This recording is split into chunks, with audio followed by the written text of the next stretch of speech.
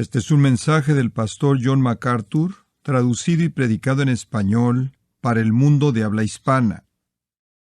Vamos a comenzar un estudio en la Palabra de Dios en esta noche en Mateo capítulo 5 y quiero hablarle del tema de la clave de la felicidad, el único camino a la felicidad. Mateo capítulo 5.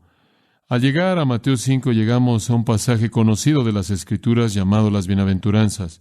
Notará usted, comenzando en el versículo 3, la palabra bienaventurados es usada hasta el versículo 11. Estas son las bienaventuranzas, estas son las afirmaciones de bendición. Y quiero comenzar en esta noche simplemente al darle una especie de panorama, y después, comenzando el próximo día del Señor, veremos con mayor detalle a cada una de estas bienaventuranzas. Pero necesitamos tener el panorama de todo esto conforme se presenta frente a nosotros.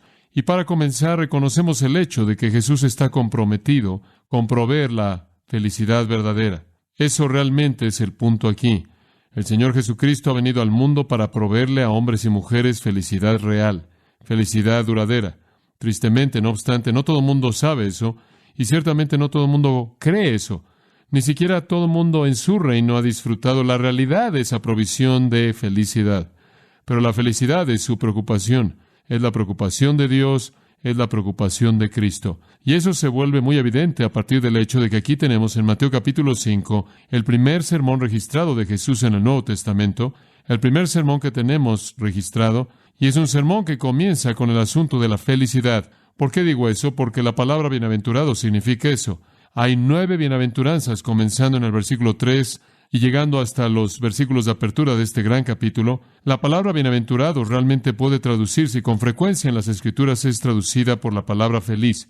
Y quiero presentarles a usted en los términos más amplios posibles, viéndola desde varios ángulos diferentes. Comencemos explicando el panorama un poco, el escenario un poco, al ver el contexto bíblico. ¿De qué estamos hablando cuando hablamos de bienaventuranza? La palabra griega es makarios y es una palabra conocida, es un adjetivo. Como dije, aparece 9 veces aquí en la introducción al Sermón del Monte, que conocemos como las bienaventuranzas. Pero también aparece en una u otra forma, en una forma cognada, por lo menos 50 veces en el Nuevo Testamento. Y lo mejor que puede ser dicho de la palabra bienaventurado es que describe la condición feliz del alma, la condición contenta del alma. Quizás es parecida a la palabra makar en el griego, la cual significa feliz. También puede ser traducida gozoso. Y eso es exactamente lo que la palabra intenta expresar. Homero, en los escritos griegos antiguos, usó la palabra para describir un hombre rico que estaba satisfecho con todo lo que tenía. Platón la usó para describir un hombre próspero. Tanto Homero como Hesíodo, otro escritor griego, hablaron de los dioses griegos como siendo bienaventurados en sí mismos. Esto es, que estaban en un estado de contentamiento perfecto. Estaban felices con su condición, no afectados, él dijo, por el mundo de los hombres que estaban sujetos a pobreza y debilidad y muerte. Entonces, estamos hablando aquí de contentamiento. Estamos hablando aquí de satisfacción. Estamos hablando aquí de lo que tendemos a llamar felicidad, felicidad interna, una condición de gozo que no es ni el resultado de circunstancias externas, ni es el resultado de alguna influencia externa sujeta a cambio.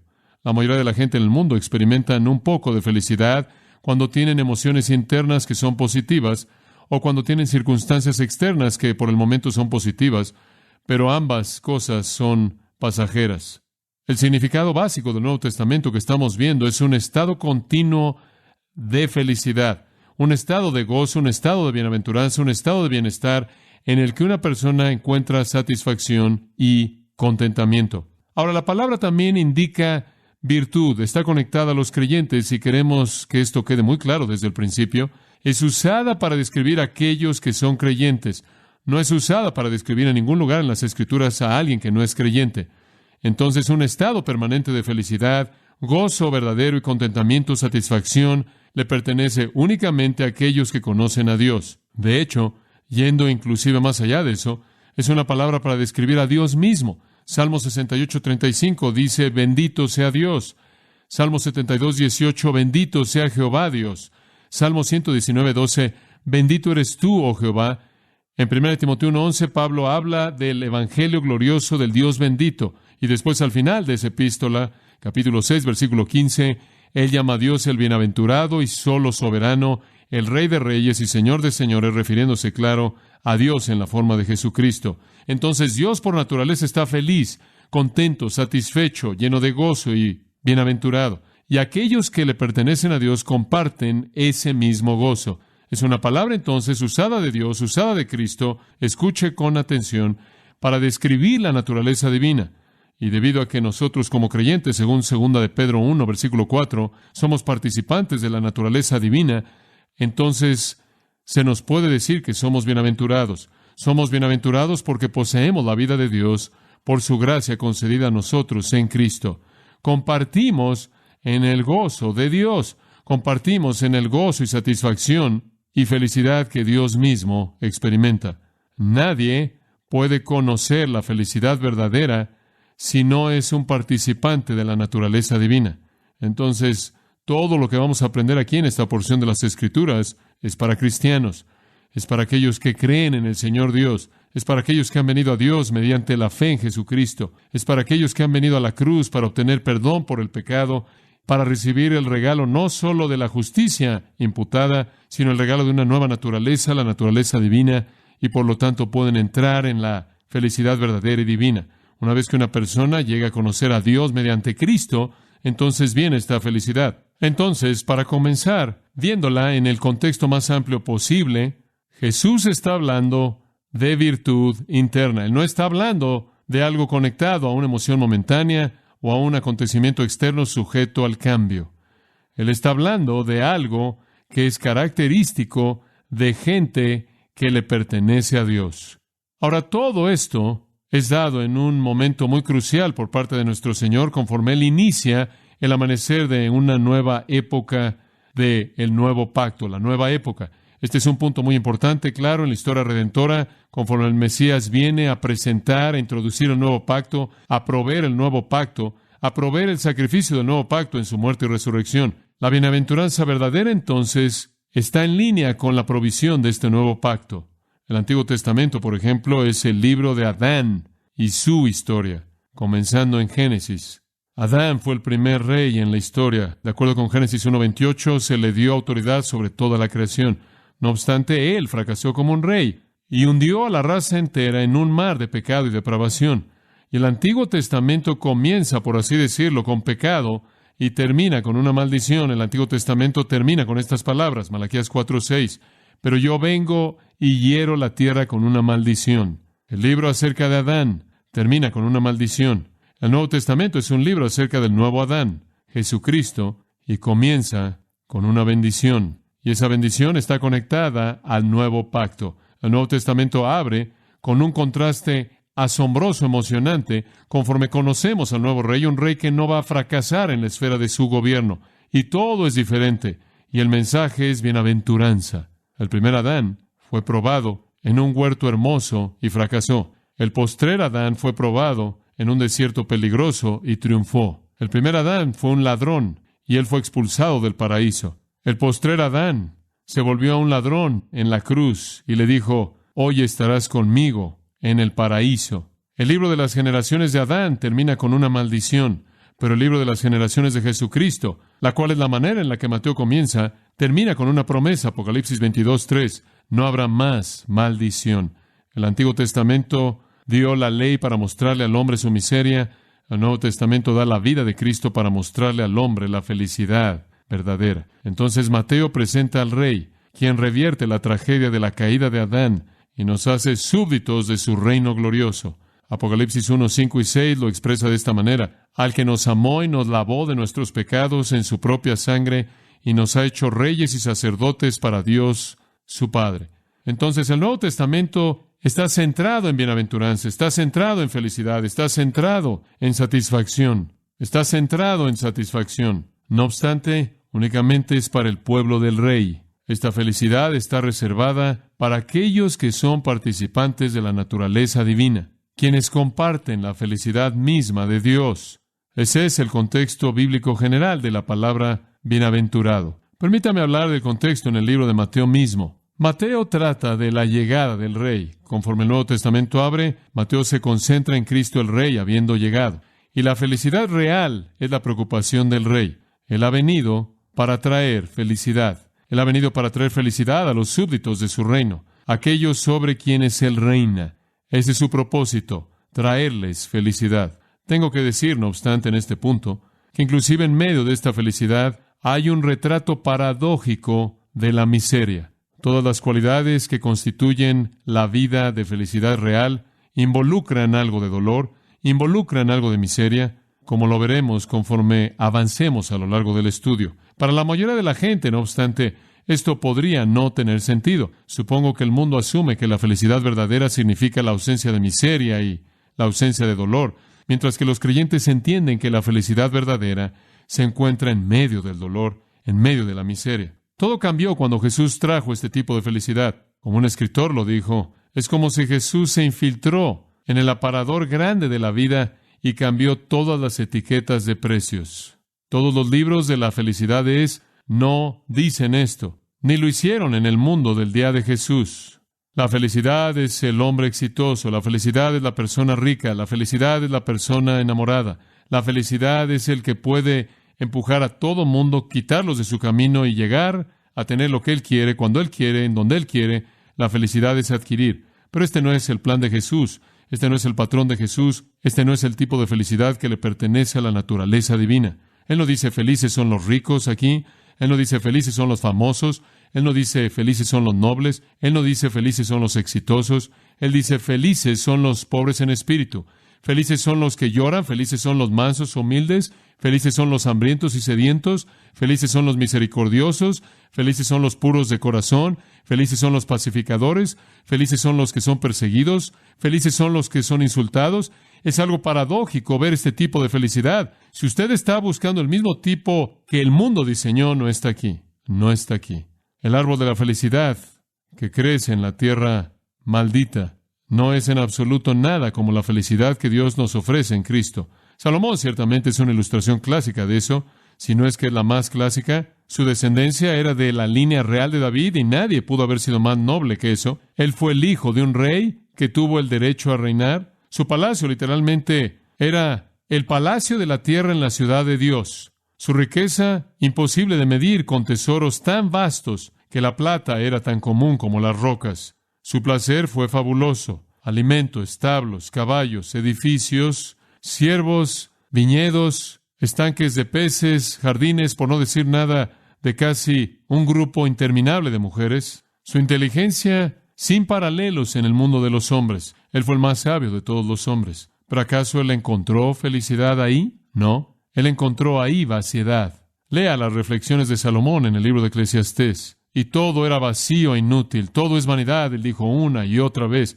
Y eso es debido a una verdad del Nuevo Testamento. La vida de un hombre no consiste en la abundancia de las cosas que él posee. Esa no es la clave de la felicidad. Otra enseñanza del Nuevo Testamento es que la que vive en placer está muerta mientras que vive. El placer no es el camino a la felicidad. Las posesiones no son el camino a la felicidad.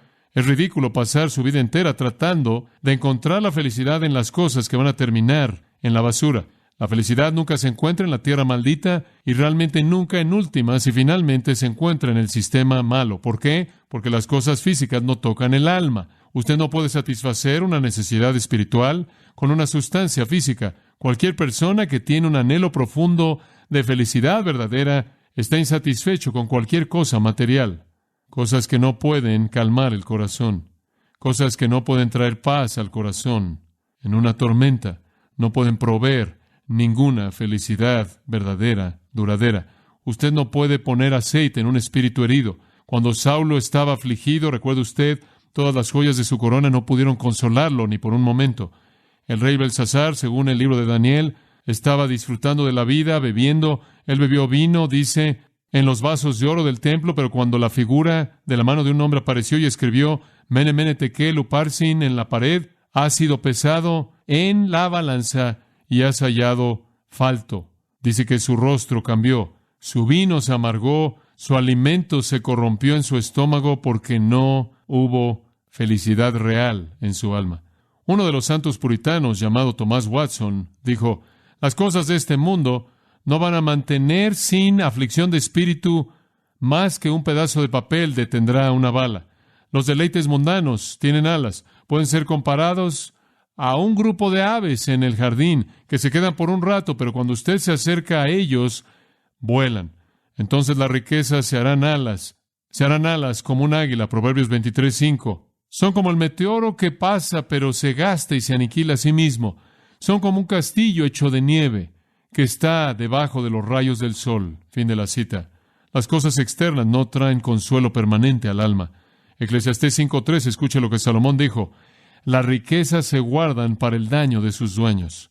Son un combustible de soberbia, combustible para la lujuria, son una trampa, son un lazo en una trampa, ahogan la palabra de Dios, despedazan nuestras almas como las espinas despedazan nuestra ropa, pero las riquezas no traen felicidad verdadera.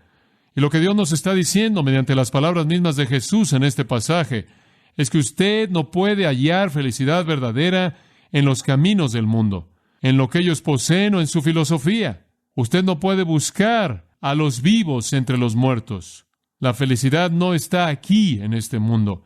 El mundo no la puede traer, no la puede ofrecer, no la puede proveer.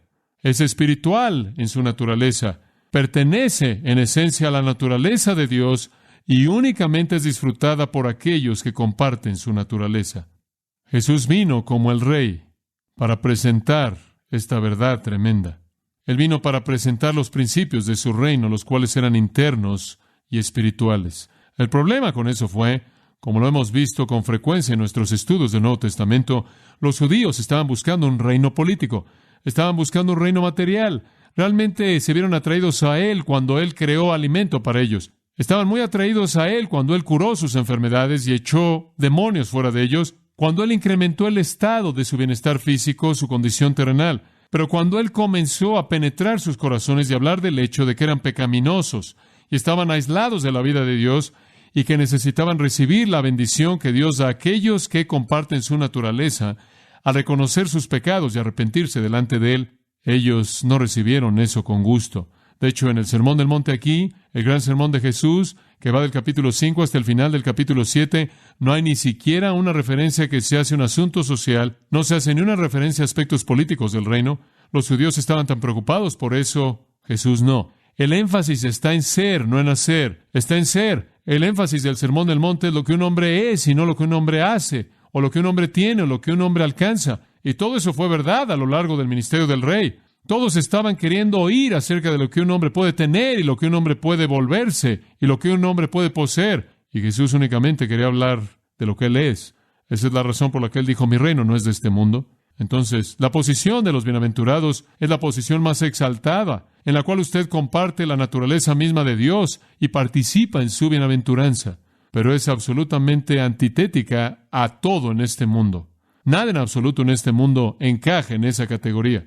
Este es un mundo material, terrenal, pasajero, y el suyo es un reino espiritual eterno. Ahora, el escenario religioso, en cierta manera, acentuaba el problema, porque Jesús estaba confrontando una sociedad de gente religiosa que pensaba que estaba bien en el interior. Muy bien, Jesús quiere hablar del interior. Estamos bien en el interior. Habían llegado a la convicción de que estaban viviendo la vida como Dios quería que la vivieran y que las cosas estaban bien con ellos. Ahora, la vida religiosa de Israel era bastante diversa. Supongo que usted podría dividirla en muchos grupos diferentes. Es sorprendente ver que eso está sucediendo en la actualidad. En 1948, cuando Israel se volvió una nación, la gran visión de David Ben-Gurión y otros arquitectos del Estado moderno de Israel fue que existiría este pueblo único, grande, glorioso, y que todos vendrían ahí, todo judío sobre la faz de la tierra encontraría un hogar en Israel, y vendrían de todos lados, vendrían de Rusia, vendrían de Europa Oriental y Europa Occidental, vendrían de Sudamérica, vendrían del continente americano aquí en el hemisferio occidental, vendrían de todos lados del globo a ese lugar, y todos vivirían en armonía y gozo con sus brazos unos sobre otros, en torno al mismo gran amor por su nación, la misma gran devoción nacional y étnica. Y la realidad del asunto es que aquí estamos en 1988 y hay facciones que no se pueden ni contar y están buscando matarse el uno al otro y la nación entera está en caos. Y en cierta manera así fue inclusive en el tiempo de Jesús. Había caos entre el pueblo judío porque estaban divididos en tantos grupos. Los grupos mejor conocidos fueron los fariseos, los saduceos, los escenos y los celotes. Los fariseos, que creían que la felicidad se encontraba en la tradición y el legalismo. Los saduceos, que creían que la felicidad se encontraba en el liberalismo y la filosofía.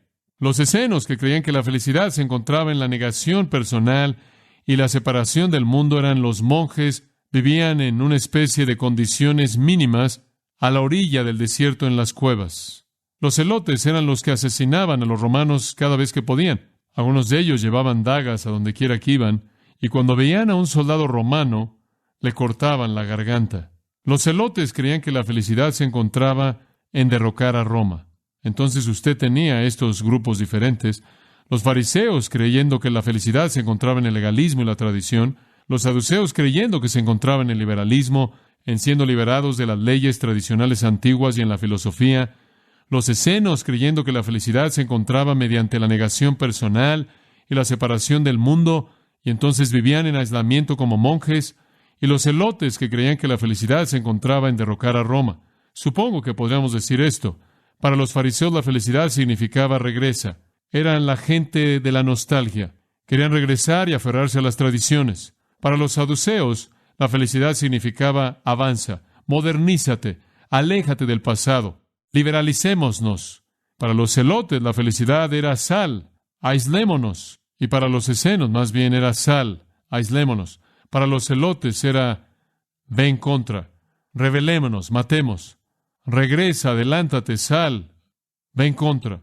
En toda dirección a la que apuntaban estaban tratando de encontrar felicidad verdadera. Los fariseos, al regresar a la ley y regresar a la tradición, rechazaron el presente y sacrificaron la realidad espiritual para aferrarse al pasado. Mataron a su Mesías para aferrarse al pasado. Los saduceos, al rechazar el pasado y al ir únicamente con el presente y su futuro, ignoraron al Mesías, quien era el cumplimiento de todas las profecías y tipos pasados. Los escenos, en su deseo de vivir de manera santa, les preocupó mucho la geografía, y para ellos la santidad tenía que ver en dónde vivió usted y el estilo de vida que usted vivía, no el corazón. Y los celotes estaban enredados en la violencia y también rechazaron el mensaje de Jesucristo. El punto que estoy tratando de explicar es que habían todos estos diferentes grupos religiosos y todos estaban buscando felicidad en alguna zona y nunca encontrándola, porque no está ahí, no está en la tradición, no está en la filosofía y en el pensamiento moderno, no está en la negación personal y en el aislamiento de la cultura, no está en el derrocamiento político. Y Jesús vino a la situación y dijo, la felicidad es, y dio a todos una dirección nueva para la respuesta al anhelo del corazón del hombre. Él literalmente desmanteló a todos esos grupos. A los fariseos y a los saduceos Él los confrontó regularmente. Los escenos y los celotes no son tanto un problema en el Nuevo Testamento, pero obviamente los escenos desaparecieron en su aislamiento, eventualmente dejaron de existir. Y los celotes quizás fueron en su mayoría matados por los romanos. En el 70 después de Cristo desaparecieron. Jesús trajo un camino totalmente diferente. Él trajo un camino de felicidad que tenía que ver con el corazón y nada más. Con eso veamos el versículo 1 por un momento y veamos cómo comienza esto. Viendo la multitud, subió al monte y sentándose, vinieron a él sus discípulos. Y abriendo su boca les enseñaba, diciendo, bienaventurados, bienaventurados, bienaventurados, bienaventurados, bienaventurados, bienaventurados y demás. Para dominar este sermón, para entender las bienaventuranzas, usted tiene que entender que Jesús estaba diciendo algo diferente de lo que esas personas estaban acostumbradas a oír, e inclusive lo que los discípulos estaban esperando oír. Él estaba hablando de una felicidad interna que solo Dios puede conceder, y Él se la concede a la gente menos probable que la tenga. Aquellos que son pobres, tristes, mansos, hambrientos, sedientos, misericordiosos, puros de corazón y pacificadores, perseguidos e insultados. Y nadie habría preparado una lista como esa y habría dicho, aquí está el camino a la felicidad. Lo único que se necesita es un espíritu en bancarrota, tristeza, humildad, hambre y sed, misericordia, pureza, ser un pacificador, persecución y ser insultado. Ese es el camino a la felicidad real. Pero créame, Jesús fue en contra de la cultura en todo sentido. Dice en el versículo 1 que Él vio a las multitudes. Y Él siempre se preocupaba por las multitudes, siempre llenaban su corazón de empatía y un deseo profundo de ayudarlos. Claro que Él lloró más adelante en su ministerio, cuando Él vio a las multitudes y las vio como ovejas sin pastor. No venían a Él sin importar cómo Él había tratado de congregarlas. Él se preocupaba por ellas. Cuando tuvieron hambre, las alimentó. Cuando estuvieron enfermos, los sanó. Cuando estuvieron poseídos por demonios, los libró. Se preocupó por ellos. Cuando fueron ignorantes, se esforzó por enseñarles. Y había una atracción maravillosa en Él que atraía a las multitudes. Vinieron a Él. De hecho, observe el final del capítulo 4, versículo 23. Jesús iba por toda Galilea enseñando en sus sinagogas y proclamando el Evangelio del Reino y sanando todo tipo de enfermedad y todo tipo de aflicción entre el pueblo. Y las noticias de Él salieron por toda Siria al este y le trajeron todos los que estaban enfermos, afligidos por varias enfermedades y dolores, endemoniados, epilépticos, paralíticos, y Él los sanó, y grandes multitudes los seguían de Galilea y Decápolis, y Jerusalén, y Judea, y más allá del Jordán. Realmente Él estaba acumulando una multitud enorme, de todo tipo de gente, de toda clase de personas. Habían fariseos y publicanos, habían ritualistas y legalistas, junto con rameras y prostitutas, habían eruditos y estaban los analfabetas, estaban los refinados y estaban los degradados, estaban los ricos y los mendigos, estaban los que estaban bien y los que estaban enfermos, habían hombres y mujeres. Él era el que atraía a todo hombre, y Él les trajo el mensaje del Evangelio del Reino, las buenas nuevas de que Dios tenía un reino, y ellos podían entrar en ese reino. Era un reino espiritual, y ellos podían entrar en ese reino. Había un camino a la felicidad verdadera.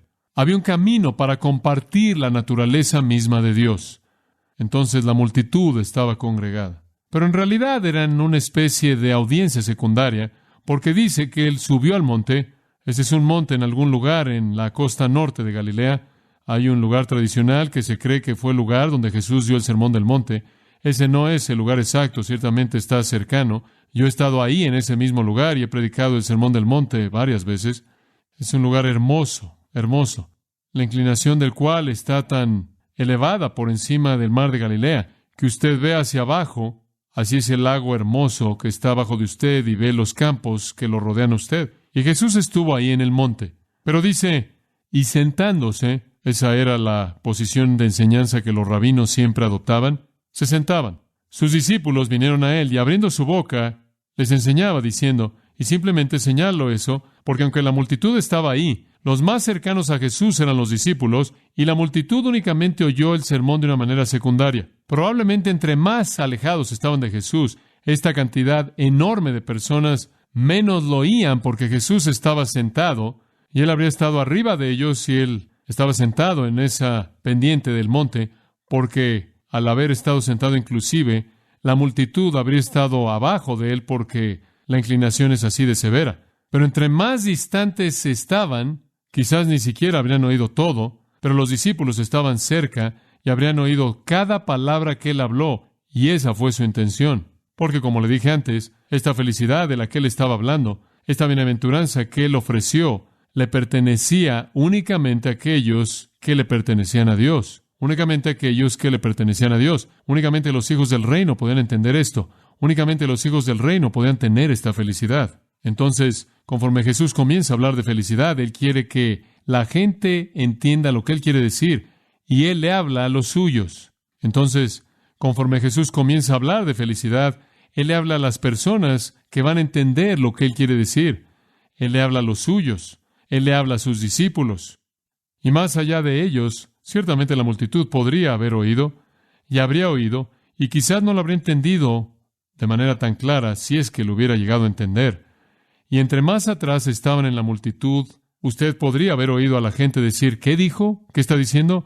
Bueno, no puedo oírlo. ¿Qué quiere decir? Y conforme se hablaban hacia atrás, no habrá sido tan claro como Él lo habló inicialmente. Pero los discípulos necesitaban oír el mensaje porque realmente era un mensaje diseñado para ellos. Él adoptó la posición oficial rabínica judía, se sentó, comenzó a enseñar. El objetivo primordial, le vuelvo a recordar a usted, fue los discípulos. ¿Quiénes habrían sido? Bueno, habrían sido los 12 para comenzar, y después habrían sido los otros que lo estaban siguiendo en fe, creyentes verdaderos.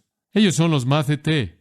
Esa es la palabra usada aquí, seguidores. El mensaje es para todos en toda época. El mensaje es para todos, pero únicamente puede ser entendido y comprendido por aquellos en quienes Dios ha operado poderosamente y en su gracia para transformar sus corazones.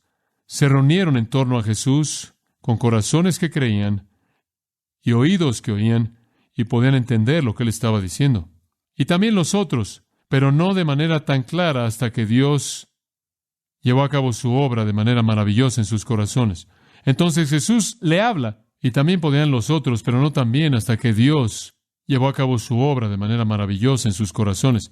Entonces Jesús le habla primordialmente a las almas que son leales a su reino, para que ellos entiendan los principios de la felicidad verdadera. Dichos principios ya son una realidad en sus vidas, conforme ellos habían venido a creer la verdad, tal como Cristo la predicó. Él le habla entonces a almas leales, primordialmente. Y este entonces es un mensaje para nosotros que somos creyentes, para recordarnos del mensaje que el Rey predica, para que podamos transmitirlo al resto. Se convertiría entonces en la responsabilidad de los discípulos de ir a esta multitud conforme salieron de Cristo y salieron a predicar. Ellos habrían ido de regreso a esta multitud en donde quiera que estuvieran, y fuera cual fuera la ciudad o lugar, ellos predicarían lo que ellos habrían aprendido de los labios de Jesús. El arzobispo Magee, ya en sus últimos años, dijo en una ocasión en Inglaterra, una vez dijo que era imposible conducir los asuntos de la nación inglesa en base al Sermón del Monte, porque la nación no era leal al rey. Este gran Sermón del Monte, en Mateo 5 al 7, únicamente se aplica a súbditos leales. Eso es algo interesante, porque si usted en la actualidad de manera típica habla con alguien en el mundo religioso que no es salvo, que no está convertido verdaderamente, pero está en el ambiente religioso, enseñan teología en una universidad o seminario, enseñan la Biblia, es un pastor preparado en términos liberales o lo que sea, pero no conoce al Señor, pero en cierta manera nombra su nombre y están en el mundo cristiano, invariablemente regresan al Sermón del Monte y ciertamente acapan ahí y dicen, bueno, ciertamente el Sermón del Monte lo proclamamos y lo creemos porque es este gran tratado ético. La realidad es que no lo entienden en absoluto. Por no ser súbditos leales al rey, no pueden comprender el manifiesto del rey. La gente ha tratado de aplicar el Sermón del Monte, inclusive las bienaventuranzas, socialmente. Han tratado de aplicar esto en cierta manera externa, de una manera social. Se ha convertido en una especie de evangelio social, pero ese esfuerzo está condenado al fracaso. Y creo que el evangelio social está bastante condenado al fracaso en la actualidad. No está teniendo mucho éxito.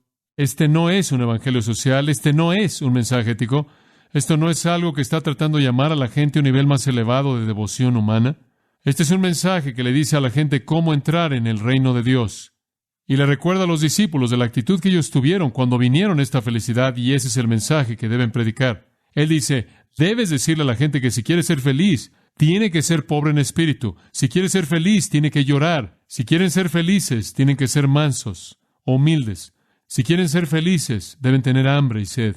Si quieren ser felices, deben ser misericordiosos, puros de corazón, pacificadores.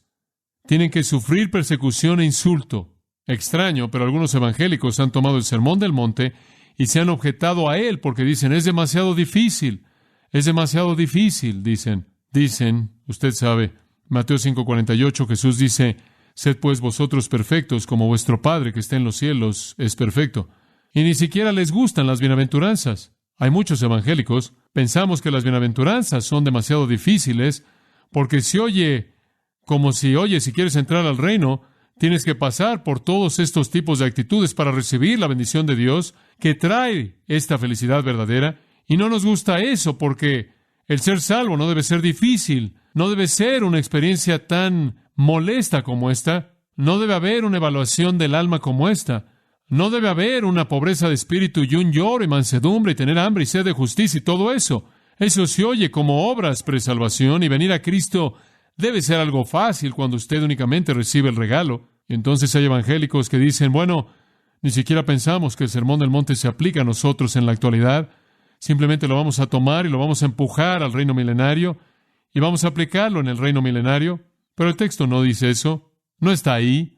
En ningún lugar en este Sermón del Monte, en ningún lugar en estas bienaventuranzas dice, por cierto, señores, Asegúrense de que la gente que viene detrás de ustedes sepan que esto no se aplica a ellos. De hecho, Jesús le habló a gente en un mundo real, así como nuestro mundo, y también Él prometió persecución y no habrá persecución en el reino milenario. Mateo 5:44 dice, vas a tener enemigos y va a haber persecución. Eso no tiene sentido en el reino. No va a haber ninguna persecución en el reino. Vamos a reinar con Cristo. Y la única persecución va a ser cuando el rey reine con vara de hierro en los impíos. Además, todos los mismos principios que están en el Sermón del Monte y en las Bienaventuranzas están también por todas las Escrituras y en particular también en el Nuevo Testamento. Esto no es algo que tiene que ser relegado a algún reino futuro en la tierra. Simplemente es esto.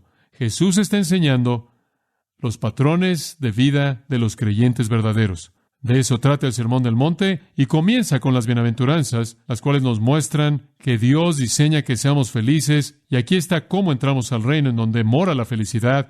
Comienza con las Bienaventuranzas porque ese es el punto de entrada, y después sigue con el resto del sermón para discutir la vida entre los ciudadanos del reino. Simplemente es un sermón tremendo, tremendo. No vamos a cubrir todo el sermón únicamente por ahora las Bienaventuranzas. Vamos a entrar un poco más una vez que entremos a nuestro estudio del Evangelio de Lucas. Pero Jesús está diciendo, felices son las personas que tienen las actitudes correctas. ¿Puedo hacer que usted entienda eso? Y vamos a dejar eso en esta noche. Nuestro tiempo se acabó. Es cuestión de actitudes. No es lo que usted posee. Es pobreza de espíritu, llorar, gentileza, hambre y sed de justicia, misericordia, pureza, paz. Son actitudes lo que produce felicidad. Son actitudes que son semejantes a Dios, que literalmente vienen a nosotros debido a que Él comparte su naturaleza divina con nosotros. Jesús estaba diciendo la felicidad entonces comienza desde el interior y sale al exterior. Inclusive en donde hay sufrimiento y tristeza, la felicidad no es cancelada. De hecho, generalmente es ayudada e incrementada. Bueno, hay mucho más que podría decir de eso, pero dejémoslo hasta ahí para esta noche. La secuencia se la voy a dar y después comenzaremos la próxima semana. La secuencia lleva del primer paso de entrar en una relación con Dios que produce felicidad, y esa es ser pobre en espíritu. Eso es simplemente admitir bancarrota espiritual. Eso lleva a enfrentar mi actitud hacia mi bancarrota espiritual. La bancarrota espiritual simplemente significa estoy en pecado y nada más. Y eso lleva a llorar por mi pecado, y la conciencia de mi pecado y la tristeza por mi pecado me lleva a la mansedumbre. Me siento pequeño, insignificante, ante el rostro de un Dios santo. Y eso lleva a un hambre y sed por una justicia que sé que necesito y no tengo. Y cuando esa justicia se manifiesta a sí misma a mí, se manifiesta a sí misma en misericordia, pureza y en ser un pacificador, y en una disposición a sufrir persecución e insulto. Ese es el flujo de estas bienaventuranzas. Es una secuencia rica y profunda. No creo que hay nada más instructivo en toda la enseñanza de Jesús en el área del evangelismo y la entrada al reino que estas bienaventuranzas. Y con tanta frecuencia únicamente son hechas a un lado o presentadas como una especie de afirmaciones éticas o afirmaciones sociales. No lo son. Son verdades orientadas a la salvación. Y vamos a ver cómo se desarrolla eso. Y una vez claro que entremos y tengamos esta bienaventuranza, compartimos, por así decirlo, la naturaleza divina.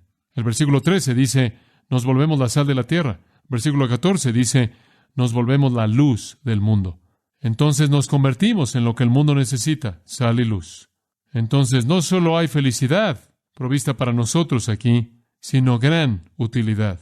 Es el estándar de Dios para vivir en su reino, para que podamos ser felices y para que otros puedan ser influenciados para la gloria de Dios y su salvación conforme vivimos como sal y luz. Bueno, ese es el panorama general. La semana próxima comenzaremos con la bienaventuranza número 1. Bienaventurados los pobres en espíritu, porque de ellos es el reino de los cielos. Padre nuestro, de nuevo, el día de hoy ha sido un día rico y maravilloso, y te agradecemos tanto por él. Ciertamente, tu palabra ha penetrado nuestros corazones y nos ha abierto de nuevo a un entendimiento fresco y nuevo de tu propia mente, tu naturaleza, tu voluntad, tu camino, el cual nos llama entonces a vivir de manera obediente, sumisa, a esa revelación. Hemos recibido mucho y tenemos la responsabilidad de responder en obediencia. Te damos gracias por la palabra, la promesa que tú has venido para traer felicidad, bienaventuranza, gozo, pero que viene en el matriz más raro para la mente humana de quebrantamiento, lloro, mansedumbre, hambre, sed, que es a partir de ese quebrantamiento y actitud de contrición llevada a cabo en nuestros corazones por la obra soberana, maravillosa del Espíritu Santo, que llegamos al lugar de arrepentimiento y abrazamos el Evangelio y entramos al reino, y de esta manera somos bendecidos. Te damos gracias por ese estado permanente de felicidad verdadera que existe en la profundidad de nuestra alma, porque compartimos tu naturaleza divina y podemos, con Pablo, decir, regocijaos siempre. Otra vez digo, regocijaos, porque nuestro gozo no está conectado con ninguna emoción pasajera o circunstancia cambiante, sino en una relación permanente y eterna que tú has determinado establecer con nosotros por tu misericordia. Te agradecemos por ello y oramos, oh Dios, porque nos ayudes a disfrutar la felicidad que es nuestra, a disfrutar la bendición de conocerte, a que eso no sea robado como el salmista que clamó en medio de su pecado, restáurame el gozo de tu salvación. Señor, es tan fácil para nosotros volvernos infelices, perder la bendición y el gozo de nuestra salvación debido al pecado. Oh Señor, ayúdanos a vivir con la plenitud de gozo conforme respondemos en obediencia a tu palabra, la cual ha sido escrita para que nuestro gozo sea cumplido. Te agradecemos por el hecho de que tú deseas que seamos felices, que estemos contentos, satisfechos, que seamos bendecidos, y porque nos has llamado a esto por la gracia dulce que nos fue concedida a nosotros en Cristo en el momento de nuestra conversión. Y ahora deseamos disfrutar eso, entrar en la plenitud de esto, mediante la obediencia y la fidelidad. Y Señor, también que aprendamos, a partir del estudio de las bienaventuranzas, a cómo proclamar esto a otros, para que los llamemos a una respuesta apropiada al Evangelio, a su propia condición pecaminosa, para que de esta manera puedan entrar en esta felicidad que disfrutamos y disfruten para siempre. Te agradeceremos en el nombre de Cristo. Amén. Usted ha escuchado